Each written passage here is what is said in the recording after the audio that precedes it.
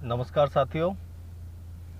आज मोदी जी के चीन प्रेम की चर्चा कर ली जाए। प्रधानमंत्री मोदी जी के नहीं, व्यक्तिगत रूप से मोदी जी के, क्योंकि इनका चीन प्रेम तो बहुत पहले से है। मुख्यमंत्री रहते हुए 4 बार ये चीन गए, प्रधानमंत्री रहते हुए 5 बार चीन गए।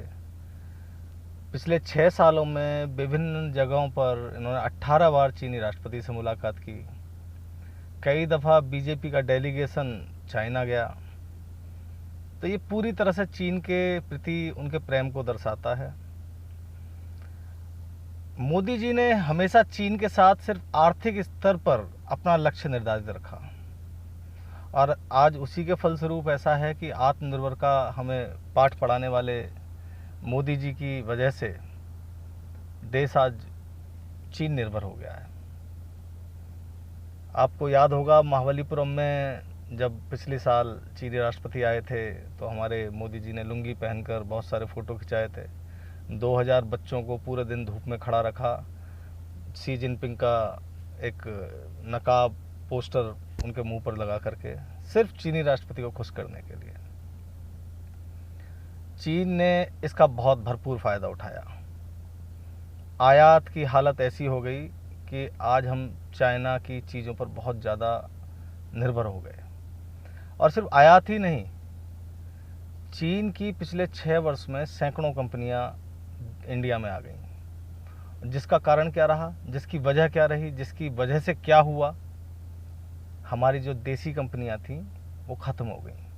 आज आप देख लीजिए, कहीं कोई आपको मोबाइल की कंपनी दिखती है इंडिया में, इंडिया की जो कंपनी हो, जैसे इंटेक्स या माइक्रोमैक्स या लावा या कारवन, इस टाइप की बहुत सारी कंपनियां थी। कहीं एलईडीज़ दिखती हैं, कहीं आपको टीवी दिखते हैं, जैसे Videocon, BPL, Onida, Oscar type के, सब खत्म हो गई।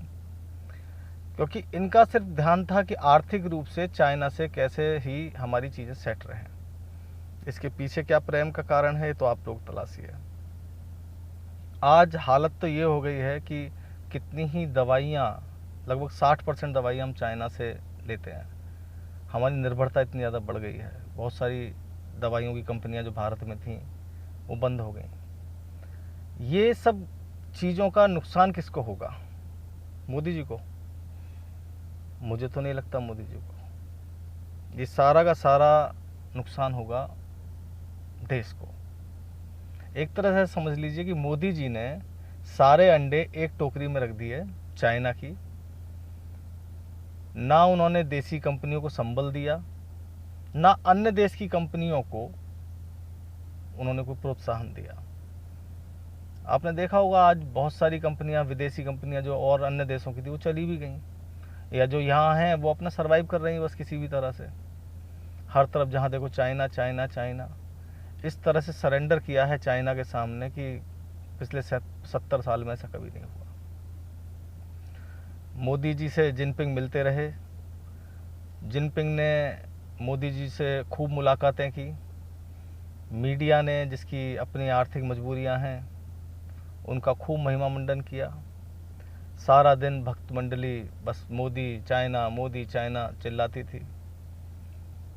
और उसका फ़ायदा शी जिनपिंग, जो एक बहुत ज़्यादा चालाक व्यक्ति है, उसने देश से फ़ायदा इसका उठाया, इसको वसूला देश से।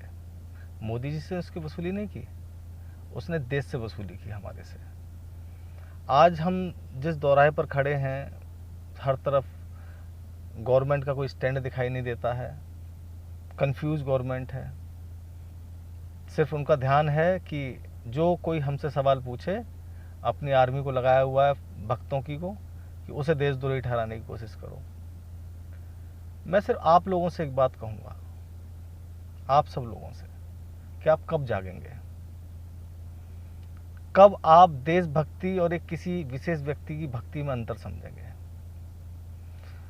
कब अपनी चीज़ों को ये समझना शुरू करेंगे कि सच क्या है, सच को सच कैसे बोला जाए, झूठ क्या है, झूठ को झूठ कैसे बोला जाए? ये कब सीखेंगे आप? आप क्या कभी ये नहीं सोचते हैं कि आने वाली पीढ़ी जब हमसे, आपसे ये पूछेगी कि जब देश लुट रहा था, देश बर्बाद हो रहा था, देश में इस तरह का माहौल था, तो आप क्या कर रहे थे? क्या आप अपनी आने वाली पीढ़ी को जवाब दे पाएंगे, या सिर्फ भक्ति में लीन रहना चाहेंगे? देखिए, मैं सिर्फ इतना कहूँगा कि ये देश हम सबका है। देशभक्ति का कोई पैमाना नहीं है, सब लोग देशभक्त हैं। कोई ऐसा व्यक्ति नहीं है जो देश से प्यार नहीं करता। 2013-14 की बातें भी याद कर लिया कीजिए, जब भारतीय जनता पार्टी सड़कों पर उतरा करती थी, राष्ट्रपति तक के पास चली गई थी भारतीय जनता पार्टी, जब चाइना इंडिया विवाद हुआ था, सरकार को खूब कटघरे में खड़ा करके। जब हमने तो नहीं कहा कि आप देशद्रोही हो, आपका अधिकार था, आप विपक्ष थे। थोड़ा सा अपने अंदर सहनशीलता लाइए, चीज़ों को समझना शुरू कीजिए, नहीं तो जैसा चल रहा है ना, ये बहुत गलत की ओर जा रहा है। और मेरी चिंता सिर्फ आने वाली पीढ़ी के लिए है।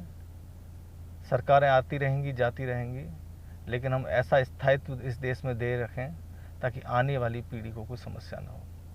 बस जाग जाइए, बस मैं यही कहूँगा, आपको जगा रहा हूँ, फिर ये मत कहिएगा कि जगाया नहीं। जय हिंद।